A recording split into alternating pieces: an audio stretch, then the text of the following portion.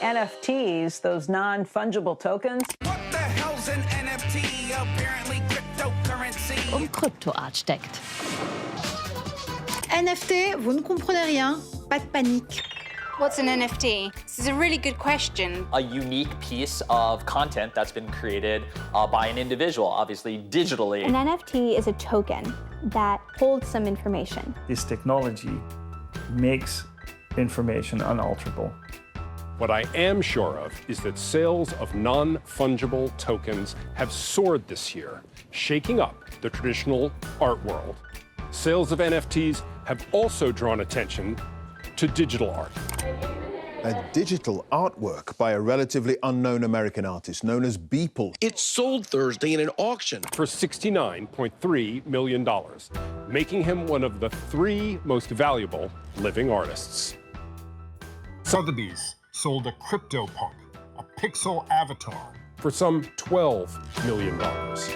Neither artwork exists in the physical world at all, having been created entirely with digital technology.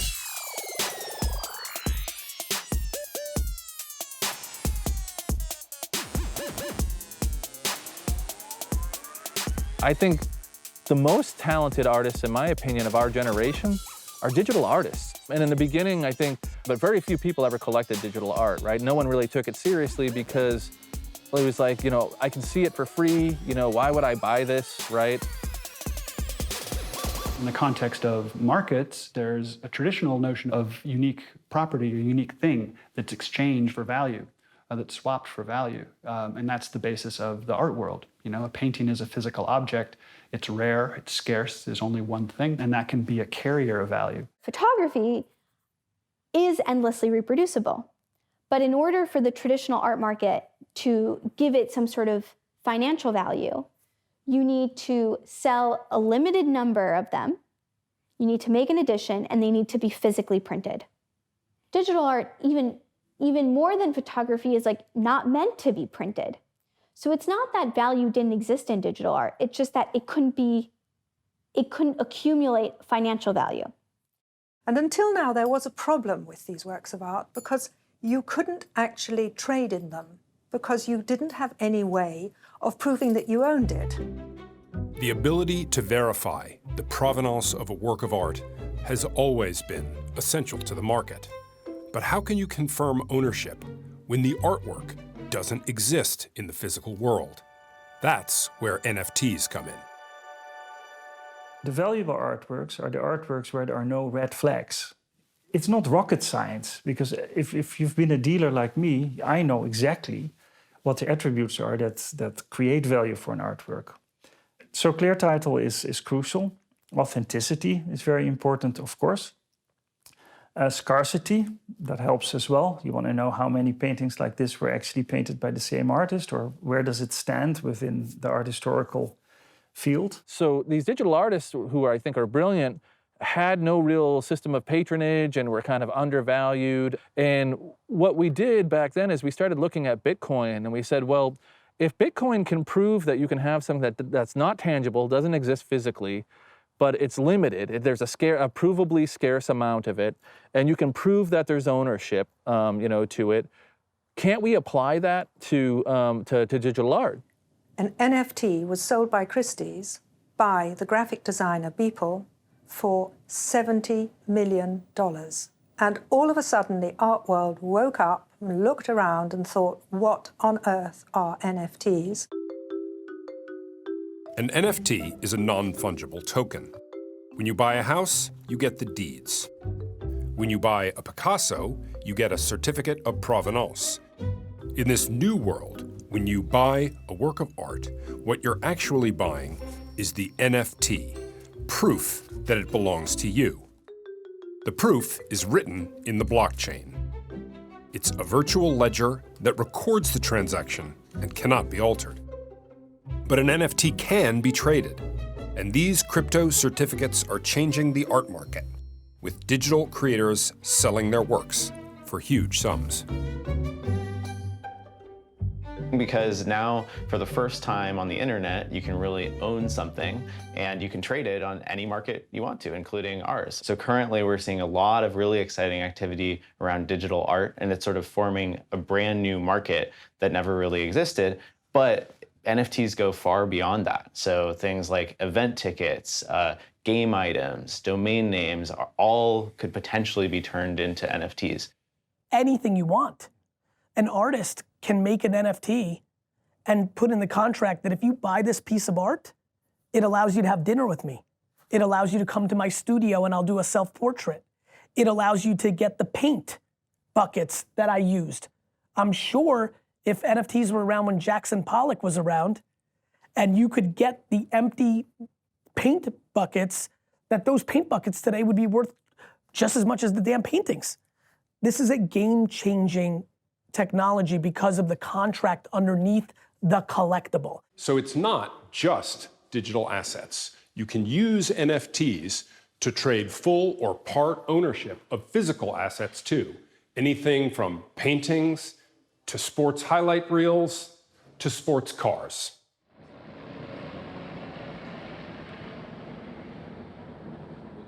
So I'm up on the second floor. Yeah, I've been very lucky to have this space through the pandemic. I'm very curious about NFTs. What I like about NFTs, my personal romantic vision of it, is it's the wild, wild west. For me, I'm very curious to see what artists do with it. You know, it's still in its early days. You know, can a poet read a few lines of their poem and have their voice be embedded in that NFT? Can I incorporate parts of my process? Can I incorporate parts of my inspiration in a video form? Like, you know, some of these colors are inspired by graffiti work I've seen around my neighborhood. Is there a way to like incorporate some of that that people don't get when they just see my painting? That's what I'm most excited about. I had a discussion with my students recently about NFTs. They're very curious. It seems like many of them don't know much about it. But in terms of art making, if you're 15, you have a voice, you have things you want to say, and you can say them. And an NFT may give them a wider platform, just like social media has given them a wider platform. An artist who's young today is going to get educated. They're 25 years old. There was no option for them not to use the high market art world infrastructure, a gallery, an auction house. I believe this gives them options. I've always felt when I was in the art market that we were excluding so many people. It was not an inclusive market. We built these little temples for art. We create art fairs with only champagne and caviar. It was not a very inclusive world.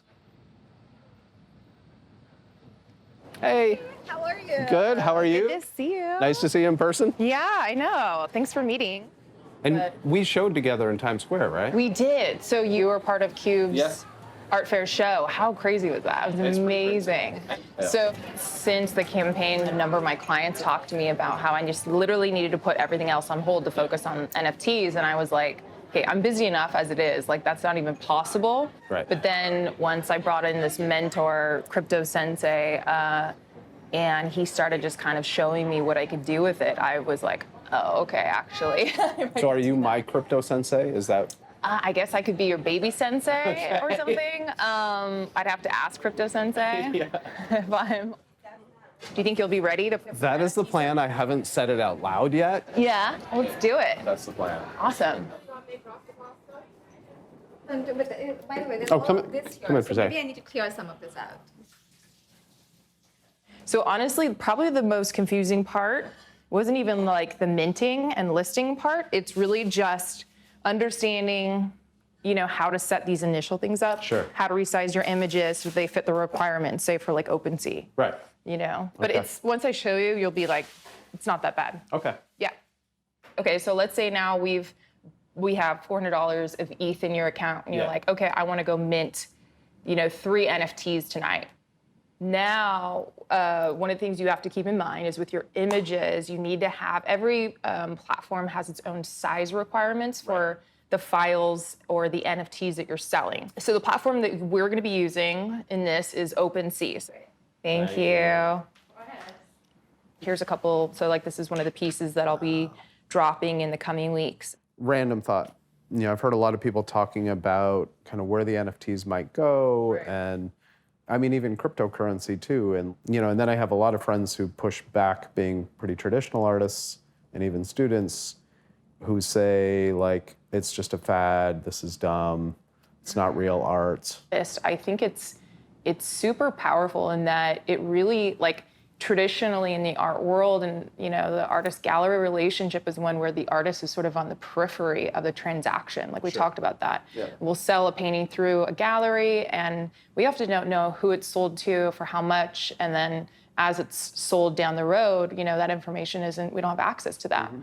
This gives artists the ability now to sort of be at the center of the transaction and have control and oversight over their work in ways that we've never had.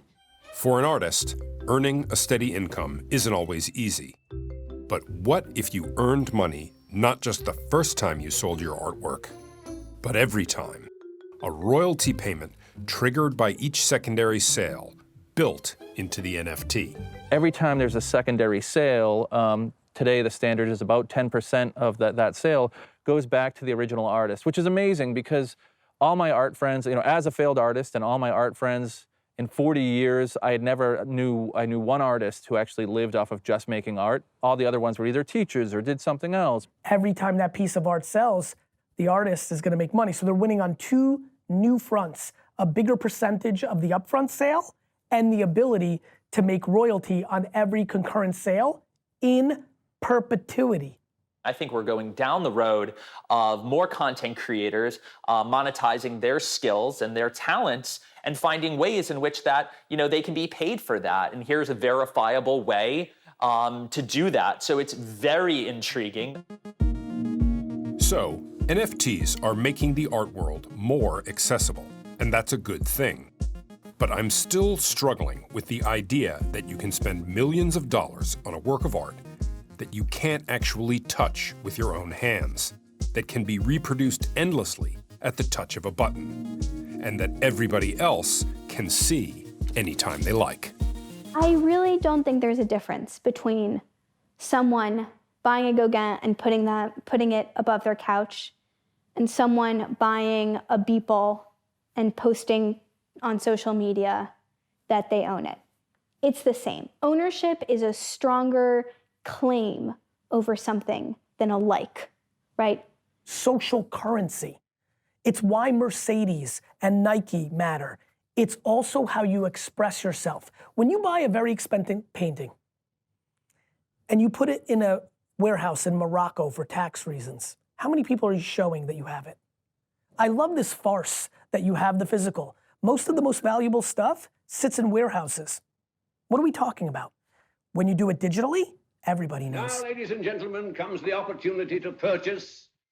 So who's buying? Art lovers or speculators? Who knows what motivates buyers? Lots of things motivate buyers. And so far in this market, buyers that aren't so much concerned around what it is that they're owning, because the utility of the piece is to transact with other people. The majority of buyers are paying with cryptocurrencies. And of course, when the Beeple sold, Christie's accepted cryptocurrencies. They accepted either Ether or Bitcoin as payment. So most of my clients span the ages of 28 to 42. So we're talking, pretty young for as a relative measure to, where most of the wealth is concentrated with baby boomers and older individuals, right? So blockchain technology, cryptocurrency is now NFTs, which is built on blockchain, is right up their alley as folks looking for new asset classes and new ways to invest. Everyday's, the first 5,000 days, sold at Christie's for $69.3 million. That's a hell of a lot of money for a living artist. The money is crazy and awesome, and I think it's going to, do a lot of good. And Huge sales generate a lot of publicity. But are NFTs really here to stay, or a bubble ready to burst? We're in a hype cycle that right now NFTs in their design are ripe for speculation. Because now that the art is not even physical, that you don't even have to deal with storing it, right? That it's just a JPEG. And and all of the innovations around NFT are around their exchange, we have gotten to a point where we're essentially day trading culture. People are going to try to take advantage of it. That's our DNA, or that's many people's DNA. So will people come up with things and throw everything in the NFT space? And will there be a cleaning the house? Probably yes. I would think so. I don't think anything that is NFT is pure gold.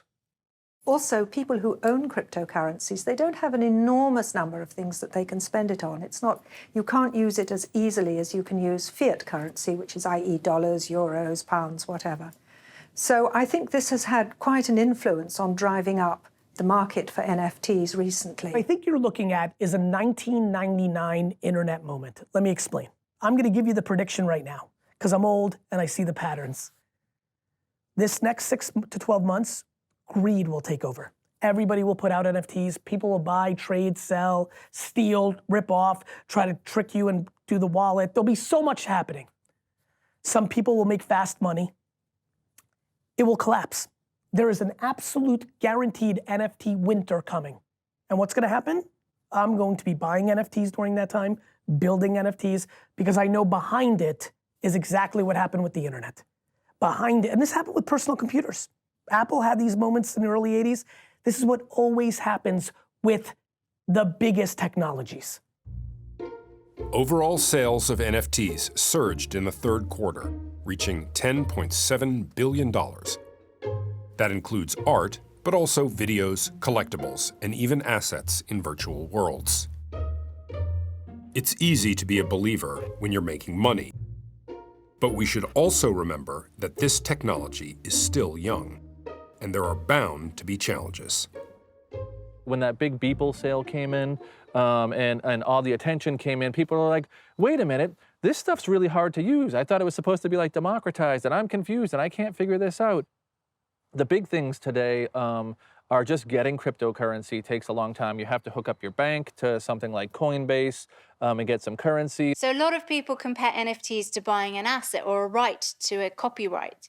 But actually, there are no copyrights associated with an NFT. There might be in the future, but at the moment, there is, it is essentially a contract between you and the artist. Then you have to get your head around, when I want to send this currency somewhere, there's a gas fee, so some of your money starts to disappear and you're not really sure why. You have to be careful. This is a speculative market. It's very linked to cryptocurrencies, and it's going to be volatile. And then you need to install a MetaMask wallet if you're going to collect these Ethereum NFTs. This is like a lot for most people. And then you have to memorize, make sure that you don't ever lose your code, because there's no helpline. If you lose this code, you're not ever going to, you own these things, and if you lose the code, you're in trouble.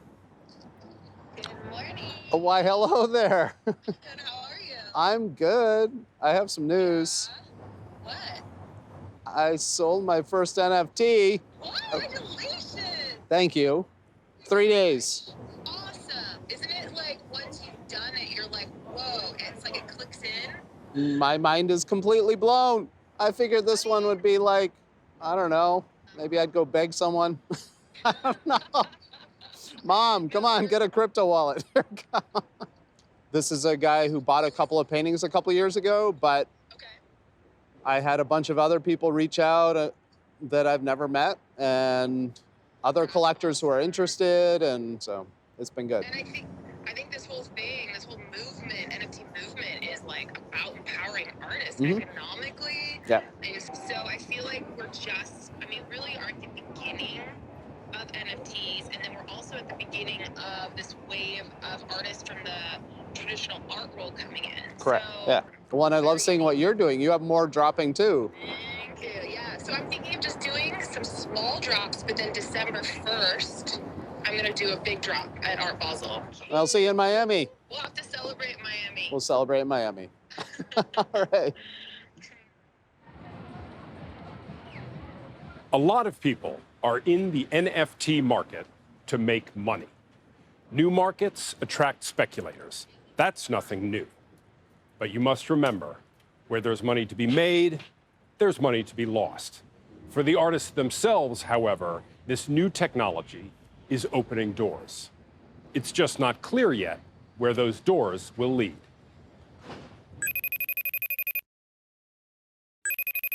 All right, so there's been a huge update for me. The person who bought Ouroboros, my first NFT, relisted it for a lot more money.